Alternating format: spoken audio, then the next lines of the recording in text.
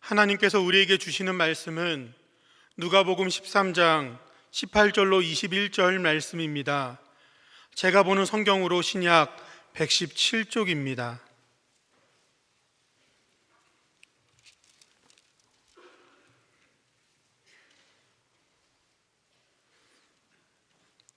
하나님의 말씀을 봉독하겠습니다.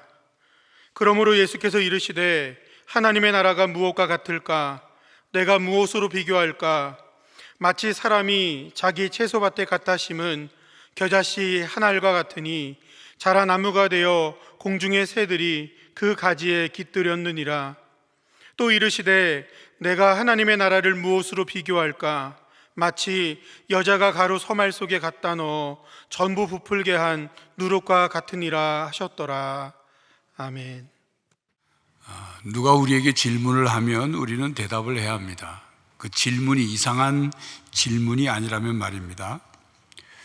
어떤 질문은 설문조사라는 이름하에 우리에게 묻죠. 당신은 남자입니까? 여자입니까? 당신은 몇 살입니까? 당신의 직업은 무엇입니까? 당신은 이러이러한 내용에 대해 어떻게 생각하십니까? 이렇게 질문을 합니다. 이런 질문은 나에 대한 조사를 하는 질문이죠. 이러한 질문에 대해서 대답하는 것은 우리 자신의 실력이, 이 대답을 통해서 실력이 성장하거나 내면의 성장을 도모할 수 없습니다. 그러나 시험지 질문은 다르죠. 시험지에서 묻는 질문은 우리가 대답을 해야 합니다. 대답을 어떻게 하느냐에 따라 점수가 나오고 그 점수에 따라 실력이 평가됩니다. 시험지의 질문을 통해 우리 자신의 실력을 점검해 보게 되는 것입니다. 그리고 그 질문에 대해 바른 답을 하지 못한 그 질문에 대해서는 바르게 공부를 다시 해서 그 답을 바르게 얻어낼 때 실력이 향상되는 것입니다. 예수님의 질문도 마찬가지입니다. 복음서에 기록되어 있는 제자들에게 하신 예수님의 질문, 무리들에게 하신 예수님의 질문에 대해 우리 또한 어떻게 대답하느냐에 따라 우리의 신앙이 점검될 수 있습니다. 또한 예수님의 질문은 우리의 신앙을 점검하게 할 뿐만 아니라 그 예수님의 질문에 답을 하면서 우리의 신앙이 성숙하게 되죠. 예수님은 우리에게 꼭 필요한 질문을 하셨습니다. 그래서 그 질문에 대한 대답을 통해 우리가 갖춰야 될 신앙의 내용을 하나씩 갖추도록 질문을 하셨습니다. 예수님의 질문은 단순한 설문조사 질문이 아닙니다. 단순한 인적 사항을 조사하는 질문이 아닙니다. 우리가 살아가는데 정말로 중요한 것, 삶의 문제를 해결하는 데 있어서 꼭 필요한 것, 하나님 나라의 비밀, 하나님 나라의 원리, 하나님 나라의 그 능력을 깨닫고 경험하고 누릴 수 있도록 우리에게 질문을 하시고 그 답을 통하여 그렇게 누리게 하셨습니다. 오늘 본문에도 예수님의 질문이 나옵니다. 질문은 질문하는 사람의 의도가 있어요. 그 의도는 여러 가지 있을 수 있습니다. 오늘 본문의 예수님의 질문은 호기심을 자아내는 질문입니다. 듣는 사람으로 하여금 호기심을 갖도록 해서 그 호기심으로 하나님 나라에 대한 영적인 가르침을 주시려는 의도가 있는 질문입니다. 오늘 본문은 마태복음 13장에도 기록되어 있는 천국 비유, 즉 하나님 나라 비유의 말씀입니다. 마태복음 13장에는 천국에 관한, 하나님 나라에 관한 비유가 7가지가 나오는데 그 복음서에는 여러 가지 하나님 나라에 대한 비유가 많이 나오죠. 그 하나님 나라의 비밀을 가르치는 비유도 있고 마지막 날 하나님 나라에서 어떤 심판이 이루어지는가에 대한 비유도 있고 또 하나님 나라의 왕이신 하나님은 어떤 분이신가, 그리고 그 하나님 나라에서는 어떤 일들이 일어나는가에 대한 비유로 말씀하신 내용들이 있습니다. 마태복음 13장의 천국 비유는 예수님께서 갈릴리 바닷가에서 무리들에게 가르치신 비유이고, 오늘 본문 누가복음 본문은 예수님께서 안식일에 회당에 들어가셨는데 거기에 18년 동안 귀신에 짓눌려서 허리가 꼬부라져서 전혀 펼 수 없는 그 여인을 고쳐주신 사건 후에 하신 말씀입니다. 18절, 그러므로 예수께서 이르시되 하나님의 나라가 무엇과 같을까? 내가 무엇으로 비교할까? 20절에도 내가 하나님 나라를 무엇으로 비유할까? 이렇게 물으시면서 가르치신 비유입니다. 제자들과 무리들이 사탄의 통치 아래 있던 그 여인이 하나님의 통치 아래로 옮겨지는 모습을 보면서 이것이 단순한 어떤 질병 치유, 병자 치유, 귀신을 쫓아내는 그런 단순한 그런 사건이 아니라 영적으로도 깊이 깨달아야 할 그런 교훈, 메시지가 있다는 것을 주님은 가르쳐 주시고자 했던 것입니다. 예수님은 19절에는 겨자씨 비유로, 또 21절에는 누룩 비유로 하나님 나라를 말씀하셨습니다. 먼저 19절입니다. 마치 사람이 자기 채소밭에 갖다 심은 겨자씨 한 알 같으니 자라 나무가 되어 공중의 새들이 그 가지에 깃들였느니라. 겨자나무는 이스라엘을 방문하는 성지 순례객들이 가장 보고 싶어하는 성지 식물 중에 하나입니다. 그리고 가서 겨자씨를 기념품으로 사오기도 합니다.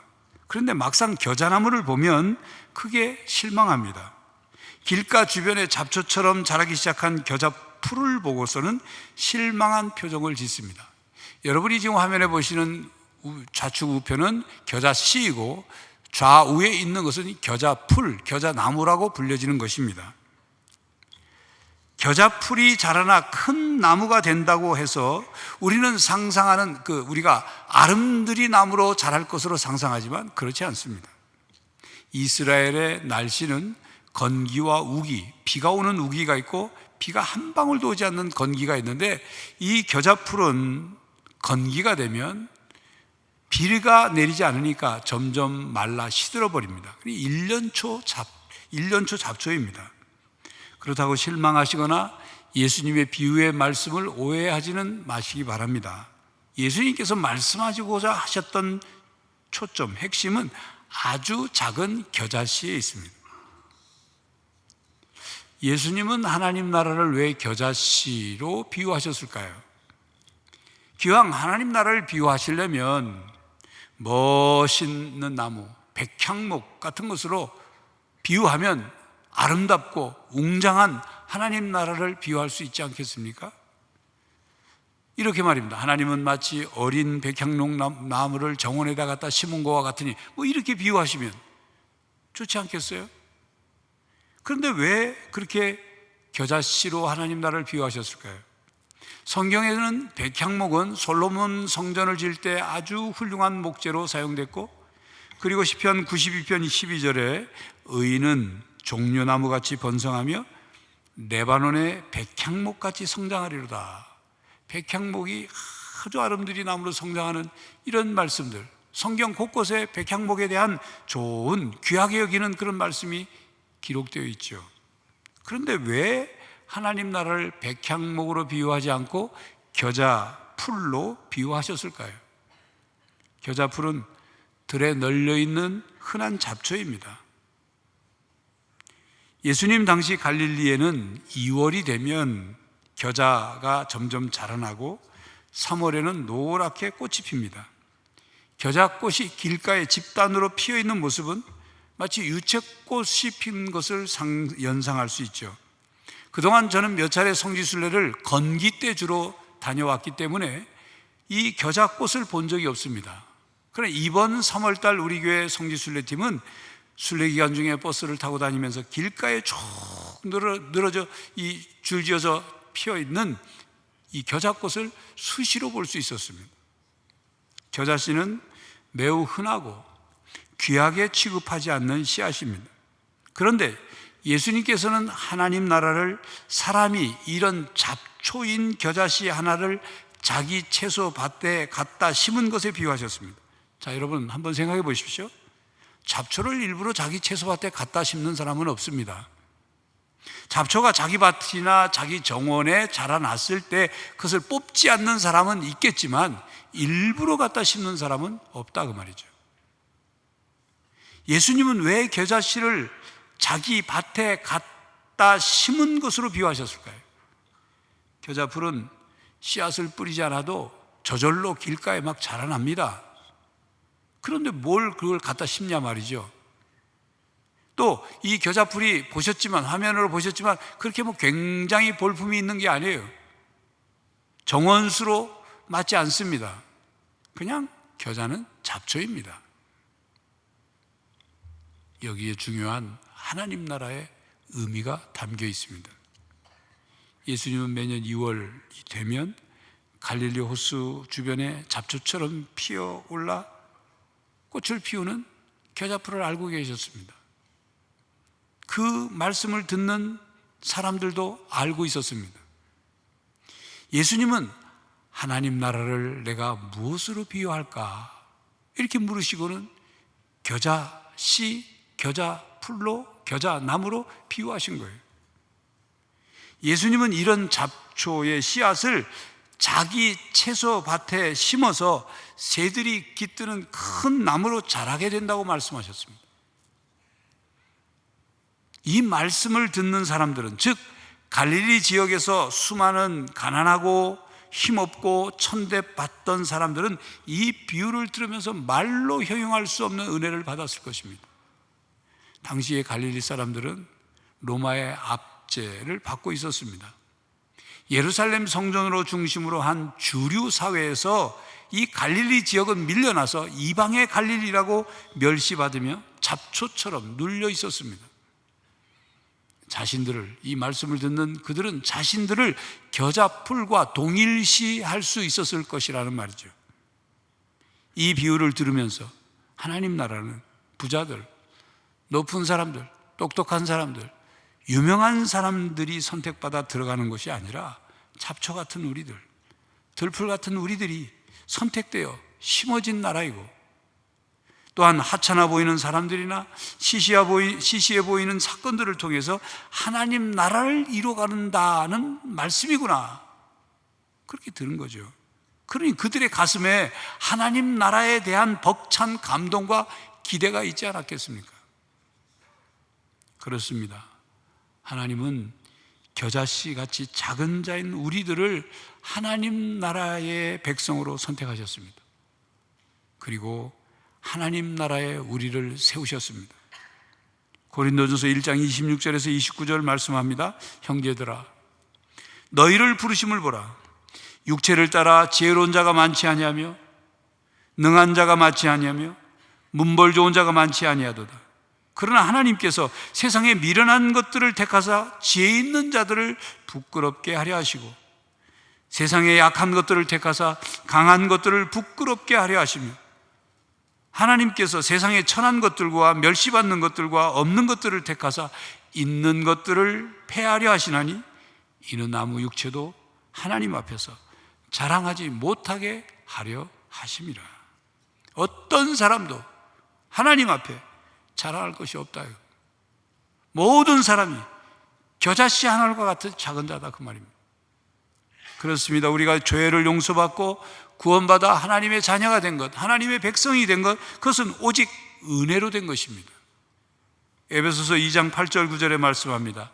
너희는 그 은혜에 의하여 믿음으로 말미암아 구원을 받았으니 이것은 너희에게서 난 것이 아니요 하나님의 선물이라. 행위에서 난 것이 아니니 이는 누구든지 자랑하지 못하게 하려 함이라. 그러므로 성도 여러분, 우리가 구원받은 것도, 하나님의 자녀가 된 것도, 하나님 나라의 백성과 일꾼이 된 것도 모두 놀랍고 그리고 감격스러운 은혜라는 사실을 잊지 않고 사시기를 바랍니다. 자기 채소밭에 갖다 심은 이 작은 겨자 씨앗이 점점 자라나 큰 나무가 되어 공중의 새들이 그 가지에 깃들이게 되는 것, 그것이 하나님 나라다. 하나님 나라는 이와 같다 말씀하셨습니다. 이스라엘에는 두 종류의 겨자가 있는데 거의 모든 성서식물학자들은 검은 겨자 풀을 예수님이 말씀하신 겨자로 말합니다. 이 식물은 약 2m까지 자랄 수 있습니다. 골란 고원 등 적합한 환경에서 그 이상으로 자라기도 한다고 합니다. 그러니까 겨자씨는 씨의 크기에 비해 엄청나게 크게 자라는 거죠.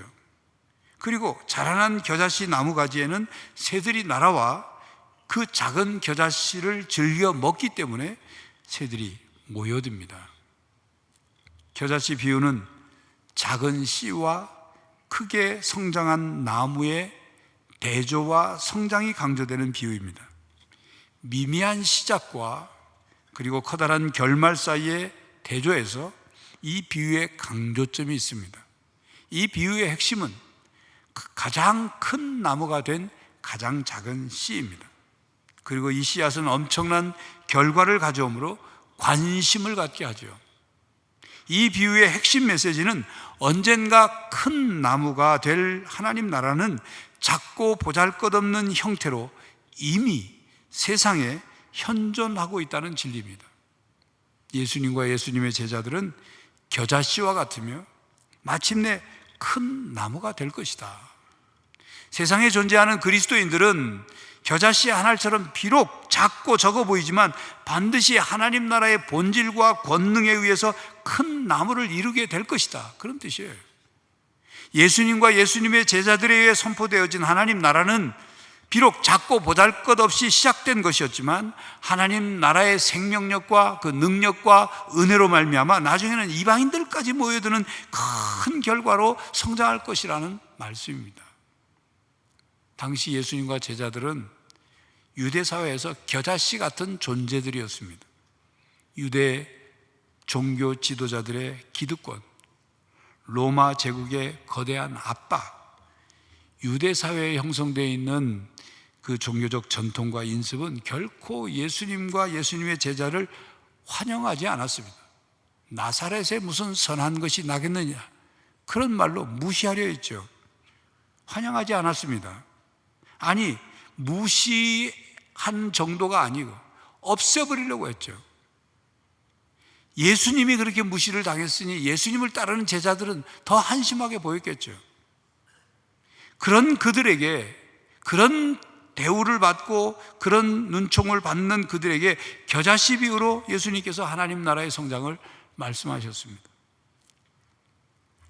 예수님이 이 비유를 말씀하실 때는 많은 사람들이 예수님의 사역을 의혹의 눈으로 봤습니다. 당시 유대인들이 생각하고 기대했던 하나님 나라는 이런 겨자씨가 커서 된 그런 정도가 아니라 나무로 비유하면 세계 열방이 다 피할 수 있는 거대한 나무와 같은 그것을 기대했어요. 그러므로 예수님과 아주 작은 수의 제자들로 인해서 하나님 나라가 이루어질 수 있느냐? 이거에 대해서는 의문을 가진 거죠. 말씀드린 것처럼 의문 정도가 아니에요. 무시하고 제거하려고 했죠. 그러나 예수님은 하나님께서 작은 겨자씨에서 큰 가지가 생겨나는 것 같이 참으로 확실하고도 분명하게 예수님과 예수님의 제자들을 통해 구원의 때에 모든 민족을 다 포용하는 세계적인 하나님의 백성이 되게 하신다고 가르치신 것입니다. 자, 그런데 여러분, 그렇게 하나님 나라를 전파하신 예수님께서 십자가에 못 박혀 돌아가셨습니다. 하늘의 겨자씨 같았던 예수님은 십자가 위에서 짓이겨지시고 생명을 빼앗긴 것 같이 되어버렸습니다. 그러나 예수님의 십자가의 죽음은 겨자씨를 땅에 심는 것과 같았습니다. 하늘의 겨자씨가 땅에 떨어져 죽고 썩어짐으로 겨자풀이 점점 자라나 새들이 깃들이는 큰 나무가 되는 것처럼 하나님 나라는 그렇게 이루어져 갔습니다. 예수님께서 부활하시고 승천하신 후에 12 사도들과 제자들이 예수님께서 하신 이 말씀을 기억하고 복음을 전했죠.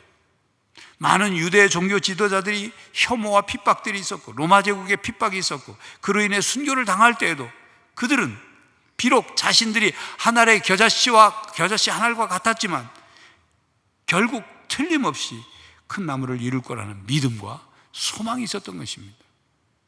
겨우 12명의 제자들로 시작하여 오순절 성령 강림 때는 120명의 믿는 자들이 있었고, 그리고 베드로가 설교했을 때 3,000명이 회심하였고 숫자는 곧 5,000명으로 늘어났습니다. 베드로 그 사도행전 4장 4절에 보면 남자의 수가 5,000명이더라. 그러니까 실제 수는 더 많았던 거죠. 그리고 그때부터 제자의 수가 더 심히 많아졌다. 그렇게 사도행전 6장 7절에 기록되었습니다. 이렇게 사도들은 복음을 전하고 모든 민족을 제자로 삼고 세례를 베풀고 하나님 나라를 확장해 갔습니다. 예루살렘과 온 유대와 사마리아와 땅끝까지 이르러 복음을 전했습니다. 그래서 오늘 대한민국 천안에 사는 우리들에게도 복음이 전해져서 우리가 하나님 자녀되고 하나님 나라 백성이 되고 하나님 나라 일꾼이 된 것 아니겠습니까? 본문 21절에 예수님께서는 하나님 나라를 누룩으로 비유하셨습니다. 마치 여자가 가루 서말 속에 갖다 넣어 전부 부풀게 한 누룩과 같으니라 하셨더라. 누룩은 아주 적은 양으로 많은 양의 밀가루를 부풀게 합니다. 누룩은 그 모양은 작으나 밀가루 반죽 전체의 성질을 변화시킵니다.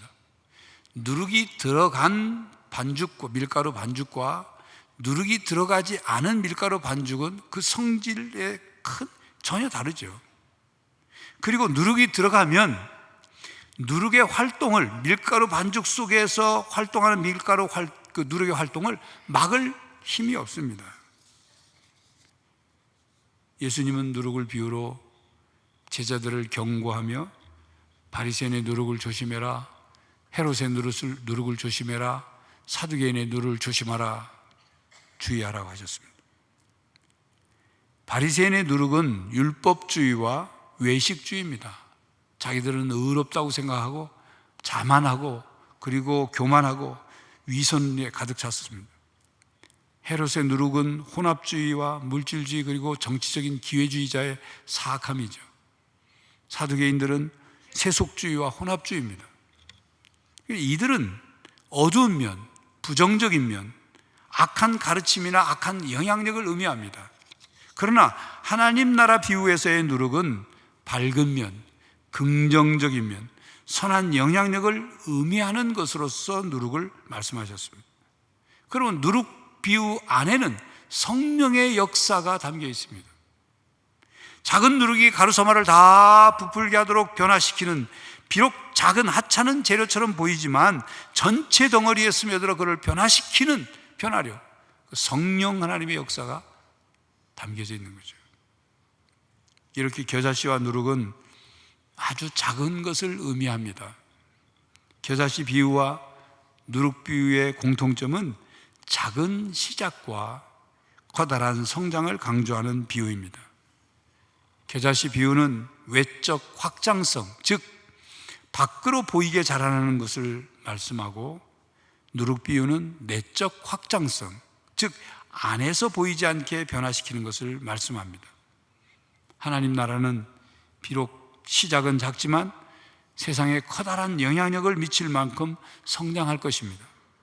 실제로 유대인들이 하찮게 본 예수님과 예수님을 따르는 작은 무리가 세상을 변화시키는 위대한 사건의 출발이었습니다. 언제나 작은 것에서 시작해서 점점 커져갔습니다. 겨자씨와 누룩은 보잘것없는 존재, 하찮은 존재, 작은 존재인 우리와 같은 사람들을 비유하고 있습니다. 겨자씨 같고 누룩 같은 우리 모두는 복음을 들었고 하나님의 택하심을 받아 하나님 나라의 백성이 되었습니다. 우리 안에 예수 그리스도의 새 생명이 있습니다. 하나님 나라의 큰 그림을 위해 우리를 하나님이 선택하시고 우리를 심으셨습니다. 하나님은 우리가 비록 겨자씨처럼 누룩처럼 작은 존재이지만 사람을 통해 일하시기에 우리를 하나님의 밭에 심으셨습니다. 하나님의 가루 소말 속에 우리를 넣으셨습니다. 그러므로 먼저 우리의 내면적인 변화를 받아야 하고, 그리고 점점 세상을 변화시켜 나가야 하는 것입니다. 그리고 성도 여러분, 예수님의 이 두 가지 비유는 하나님의 일에 인내심을 가질 것을 교훈합니다. 겨자씨가 자라나는 것과 누룩이 밀가루를 변화시키는 것은 육안으로는 즉시 바뀌어지고 성장하는 게 즉시 보이지 않지만 시간이 지나면, 때가 되면 겨자씨 안에 있는 생명력과 누룩 안에 있는 변화력에 의해서 결과가 나타나게 돼 있어요. 바로 이것이 우리에게 똑같이 나타날 것을 믿고 확신해야 합니다. 하나님께서 하시는 일이에요. 내 능력으로 하는 일이 아니라 하나님께서 하시는 일이기 때문에 반드시 그렇게 일어날 것, 그렇게 결과가 나타날 것을 믿고 확신해야 합니다. 또한 성도 여러분, 오늘은 항존직 선거를 합니다.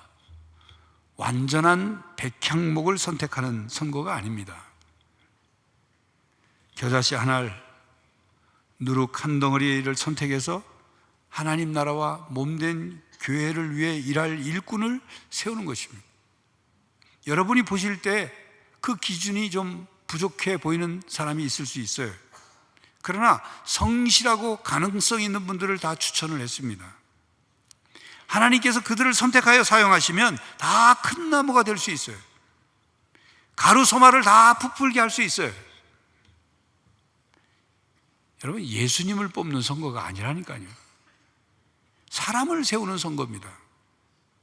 하나님께서 여러분의 마음과 여러분의 신앙과 여러분의 손을 사용하여 하나님의 일꾼을 세우는 거룩한 일을 하시는 것입니다.